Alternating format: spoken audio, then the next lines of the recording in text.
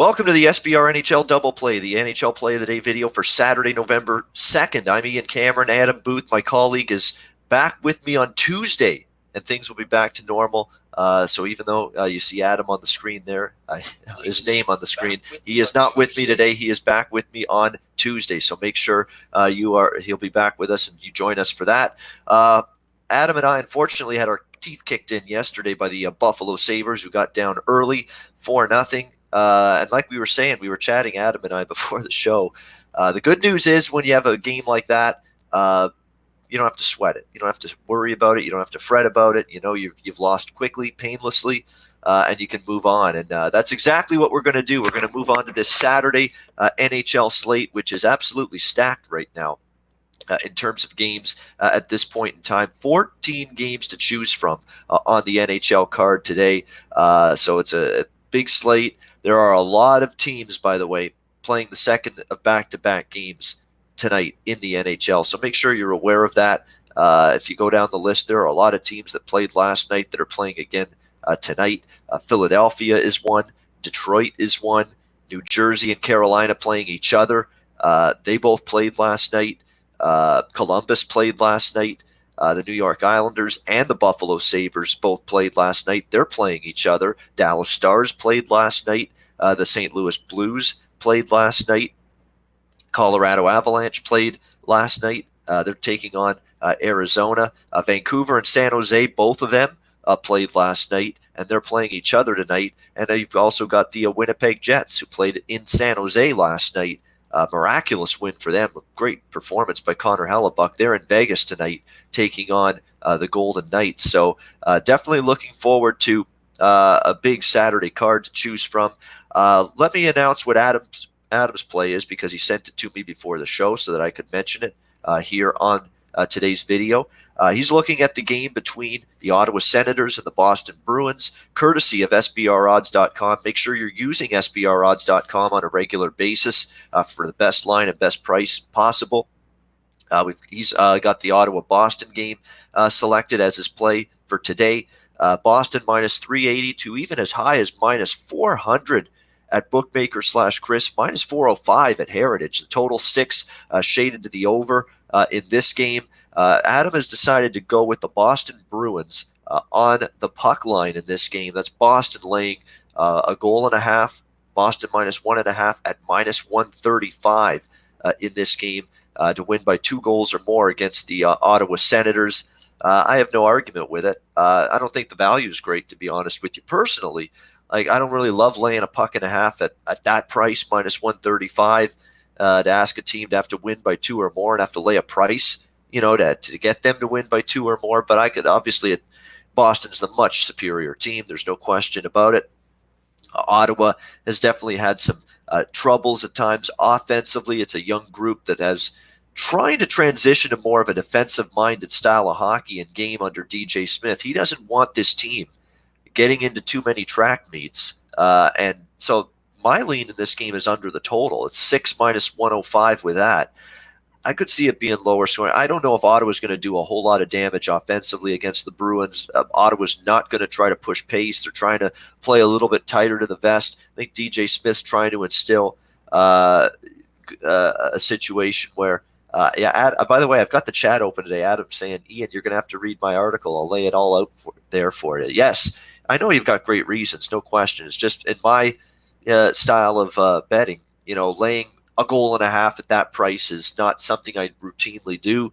But like I said, I'm not making a case as well for Ottawa. I mean, Boston, this is a game in theory they should be able to get the better of it. So Adam is on the Bruins on the puck line here, minus 1.5. minus 135 to take care of business handily against the Ottawa Senators. Let's turn to my play of the day, and then I'll flash up the graphic with our updated records, as well as both Adam and my play for this Saturday card. I'm selecting the Toronto Maple Leafs Philadelphia Flyers game for my play for this Saturday card. We've got Toronto about minus 130 to 35 road favorites in this game. The total 6.5 shaded to the over at about minus 135, minus 140. The Philadelphia Flyers, nice win, I guess you could say, for them last night. I don't know how nice. The New Jersey Devils are a complete train wreck right now, and they proved it again last night. Devils leading 3-2, third period.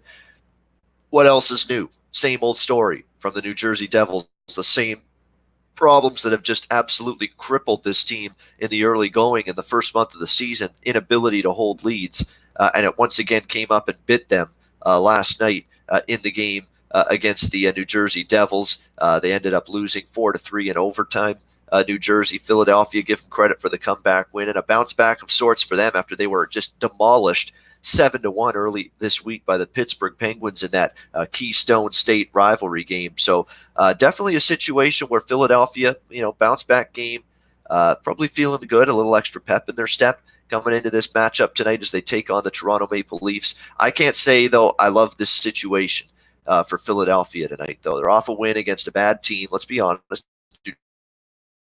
Jersey's a bad all that much. Night-to-back games here, returning home, facing a very Toronto Maple Leaf team that could be getting some reinforcements back. Obviously, it hurts having Jake Muzzin out. He's not going to play Leafs, but two key forwards are likely to come back, including someone set to make their season debut, a guy that hasn't played yet for the Toronto Maple Leafs this season. That would be Zach Hyman, who, this guy is actually a bigger impact on the team than some people think. He is a good forechecker. He's tenacious on the puck. He opens up space for his line mates in the offensive zone. He's going to be back tonight, making his season debut for the Leafs. Also likely to have Captain John Tavares back. He's on pace to return to the lineup tonight for this Leafs team against Philadelphia.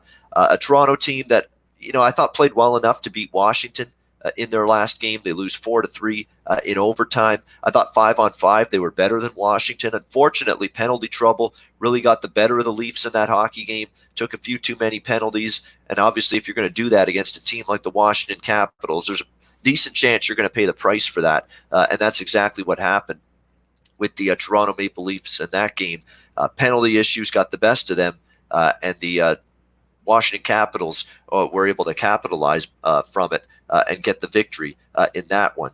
To me, this is a good spot here for the Toronto Maple Leafs tonight. Period. End of story. They're well rested. Philadelphia's coming in the second night of back-to-back games. They have not really had a great amount of success, this Flyers team, stringing together multiple wins, getting on a run, carrying one good game forward to the next. The Leafs haven't been that team either, to be honest with you. That's why they're 6-8 right now on the season. But I look at this as a situation where for Toronto, you're well rested. You're getting Tavares and Hyman back up front. Fills out your Mike Babcock's lineup a lot more. This team already had a good amount of depth up front with their forward group. Now you bring back a guy like Zach Hyman for the first time this season. John Tavares comes back. Certainly that's going to bolster this Leaf lineup quite a bit. I think the spot works for Toronto tonight. Well rested. I think they were more than good enough to beat Washington the other night, even though they didn't get the win for it. And I still have Toronto as a better team than Philadelphia. I do. I mean, record-wise, Philly's got the little bit better record right now, but Philly's feasted on some weak competition. Toronto's had a very tough schedule. We don't talk about strength of schedule very much here in the NHL. We don't.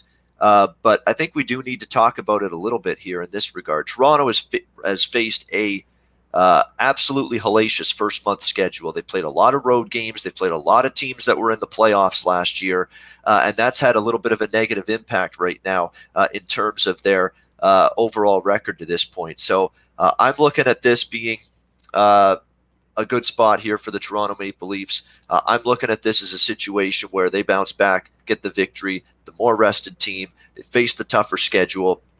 Do the Leafs have flaws? Hell yes, they do. Defensively, they have big-time flaws. No question about that. But, a few days to work on it and practice. I think they're going to be more happy enough with their game that they can go forward to this game in Philadelphia and say, if we play the way we did against Washington, even though we didn't win that hockey game, we probably have a good chance to bounce back and pick up the win. So my play of the day for this Saturday, November 2nd card, and as you can see, we need a slump buster here. We need to get back in the positive category again, below 500 for the first time after the Buffalo loss yesterday.